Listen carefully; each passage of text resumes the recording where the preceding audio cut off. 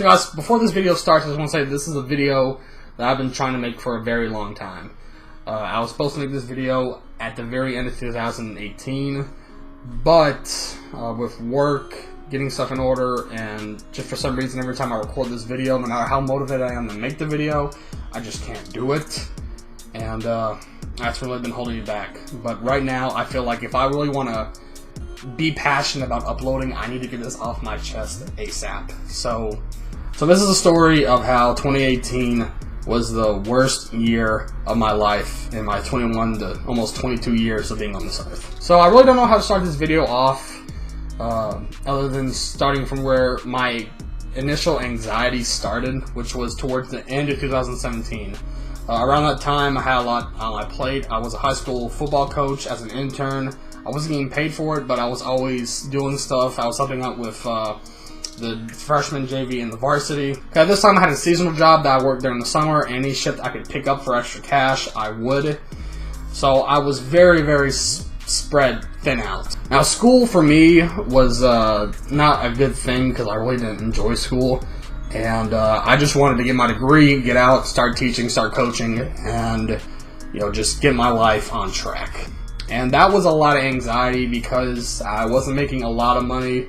It was very hard for me just to keep regular, upkeep on my truck, keeping gas on that. I didn't feel like bothering my parents for stuff like gas money because, as a young man, you really want to be stable and you want to show, not just your parents but everybody that you don't need help. And my pride as a man doesn't really take handouts, even though that you'll find out throughout this story I took out a lot of handouts. Now, also around this time, I hated where I was in life. I didn't want to be in Fort Walton, Destin anymore. I wanted to be on my own, and I wanted, to be in a place where I could work a whole bunch, make money, and start leading a life that I really wanted to live. It's really funny because I would joke about this with my roommates Charlie and Rick, and kind of a series of unfortunate events. They ended up having their rent house being bought by a bank, and they're about to be looking for a place to call home. So that's kind of how I ended up here, which, you'll find out later.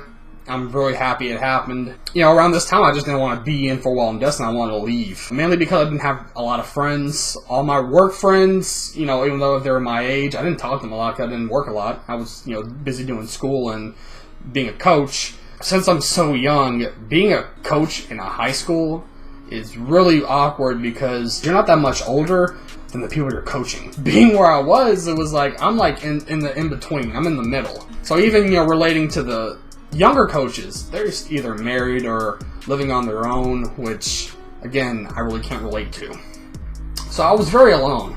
All I really had was my family and my friends from high school that I would play games with, and some of the friends I made back when I was in Cincinnati. So there was a lot of loneliness. There was, I don't want to say depression because I feel like in today's society as a man you really can't be depressed.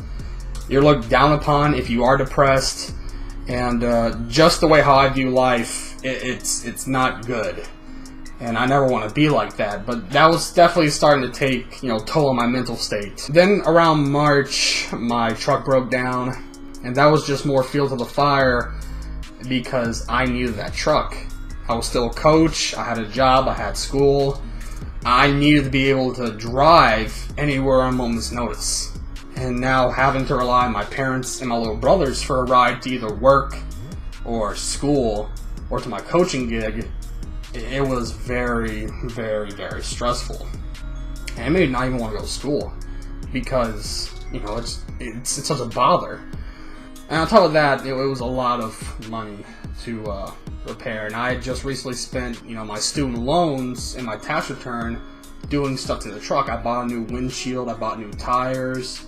And any money that I had really wasn't supposed to go to anything crazy. So, I was banking on this truck. And for it to break down, for the head gas to be blown, for everything that was wrong with it to be wrong with it, it was just bad timing. Like I said, I don't like taking handouts, but fortunately around this time, work started to pick up, and my brothers helped me out with getting my truck fixed ASAP. By then, we had already finalized that I was going to be moving in the summer to here. That being said, though, I had this plan in my head. I'm going to save up all this money and do all this stuff, and that had already gone out the window because now I owe people money while I also am trying to get my truck fixed. So again, it comes back to the anxiety of I have all this to do, and it feels like every time I take a step forward, it's like another step back. So around May and June, I finally got my truck back. I'm starting to pay off, the money I owe my little brothers. I'm starting to save up money. Everything's looking like it's going good, and nothing really bad happens up until I finally get down here. And the only thing I can really say that felt like really crushing at this time was I was working long hours. I was working 14-hour days all the way from like May all the way till August when I moved down here. I was working 14, 15 hours a day, 5 days a week. I was making a lot of money, sure, but that's a lot of stress to be in the hot summer heat, dealing with some of the stuff I was dealing with anxiety, dealing with what I'm going to do when I move down here, dealing with why am I, at work all the time, what's the point? My mental state just kept on deteriorating. I felt so alone. The reason why I really couldn't open up about this stuff is because I didn't want to give people the appearance that I'm weak. I'm this big 6'5" dude. I played football my whole entire life. I played it in college. And to be, this big dude, this vision of strength and power, to say that I'm weak, it is so demoralizing. So I couldn't let people know that this is the state I'm in. But bottling all that up, it really took a toll. And that being added with the fact that I felt so alone in that time, it was killing me, man. And I really feel like if I did not leave that part of Florida when I did, I don't know where I'd be mentally. Or even physically, if we're being completely honest. August comes around, and I'm feeling pretty good. I'm finally moved in. I don't have as much money as I thought I did because all this stuff happened where it seemed like every time I got this big payout, I had to start paying rent, renter's insurance, cable, power, all that stuff. And it was just more fire to the fuel of this anxiety that I had. But I moved down here. I get a job at UPS. Literally the first week that I'm down here, they're promising 25 hours a week. I'm getting 13 an hour. I'm feeling pretty good about myself. Come to find out later that 25 hours a week I was getting is more like 13, 17 on a good week. And it would really suck because you'd wake up so early in the morning. I would be up at 2 a.m. and I would leave work at around 6 or 7. And you'd think, well, yeah, doing that math, it'd be like that. But in reality, you'd only be there 2 to 3 hours a day, Monday through Friday. So I would literally, sleep during the day and stay up at night just so that, my body would acclimate to being like that. And again, living that kind of life isn't really good because you're so isolated from everything else in the world. I fell right back into that I'm alone. I'm just in a different place now. And then we went back to the financial situation because now I owe even more money a month, paying for rent, insurance, all this stuff, and I'm not even making enough money to get by. It came to a point to where I had to borrow rent money from my little brother. Again, I don't like owing people money. I don't like having to take handouts. But if I didn't, there'd be all this other stuff coming down on me. I had to find another job. I had to. And I went through the whole entire process again of trying to find a place that will hire me and give me a good amount of hours a week. I'm thinking to myself, I can get a job at UPS, get the 12 and 13 hours a week, and then get another job where I'm working at least 20. That's 33 hours a week. I'm at least pulling $350 to $400 a week, which means I can at least pay my rent and all that, and maybe not eat great food, but at least afford enough to get by until I can find a better job. And that never happened. I remember in September I had applied at Disney. And I'm thinking, look, it's Disney. There's so many people. I've already had all this experience working in a park prior to this. I'd be a great candidate. At least another person for them to use until I can't be there anymore. That interview lasted 2 minutes. 2 fucking minutes.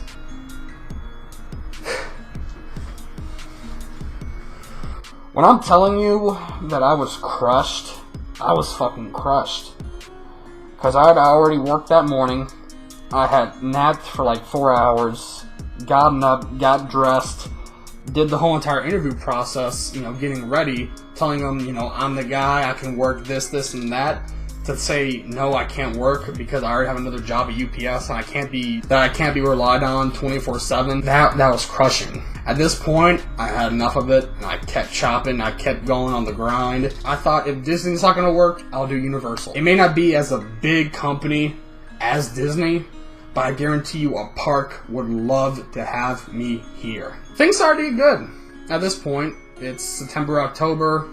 I'm making decent money, working 28 to 36 hours a week, getting anywhere from $260 to $350 a week, and everything's going good. A month after getting hired at Universal, I get the shingles. I always thought that I had this crazy high immune system. I've never been sick a day in my life. Nothing can get me. Never in a million years would I thought that I'd get the chicken pox and have it become the shingles. But as you can see, like right here in my face, all these scars, that's where it hit me. And that was like the worst time of my life, because here I am. It's taking me 2 weeks off work, which is money that I need because I owe people money. I owe my roommates money, I owe my brother money, and I can't even work. I'm back in that situation again where I have all this anxiety on me and I can't do anything about it because I can't go to work with a contagious disease, and I can't even have the strength to get out of bed.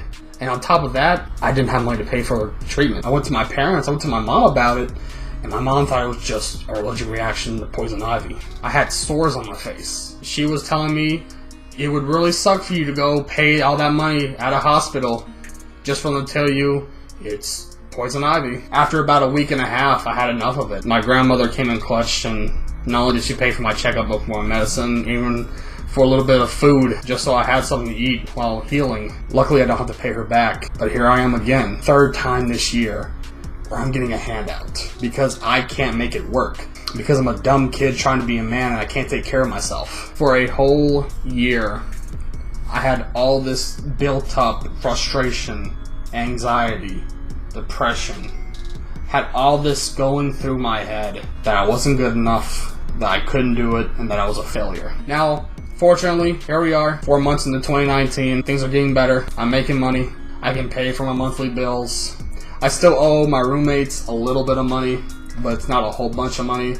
They've been really cool about it. They see that I'm working a whole bunch. And if there's anything that I can say about going through this experience, is that in life you go through dark times. In life you're going to feel like you're a complete shit. Just how it goes. Life's going to do whatever it can to take you down. You're going to feel like you're weak, that you're a failure, that you're not good enough. The real true meaning of being strong is being able to get back up after every time life throws something at you. That's where true power comes from. That's where true strength comes from. So if there's anything that you can take from this, from the struggle that I went through last year, don't give up. Keep going. It's gonna suck. It may be a month tribulation. It may be a year tribulation. You may have tribulation most of your life. But eventually, it'll get better. Now, this video may seem very incoherent. To be completely honest, I've tried my best for about 4 months to make this video as best as I possibly can, and it probably won't live up to my own expectations. But it's 2019. I'm very passionate about doing something on this platform with who I am. So I need to make this video. I'm not doing this for sympathy. I'm not doing this for clout. I'm not doing this for views.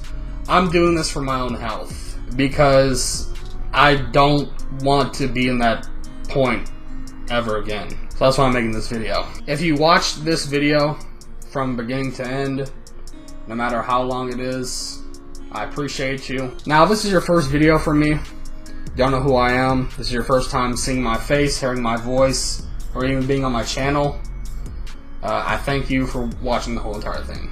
The only thing that I ask you to do is leave some support. Whether that's in the form of a comment, a like, or even a subscription to my channel, I greatly appreciate it. Not all my videos are like this.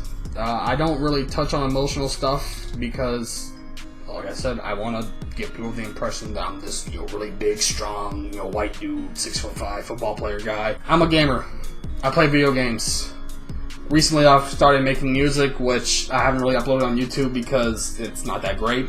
But the stuff that we're working on is getting good. But you know, if you want to stick around, I'd appreciate you. You know, 2019, starting now, is going to be a great year for this channel. Thank you guys for watching. It's been Tar. See ya.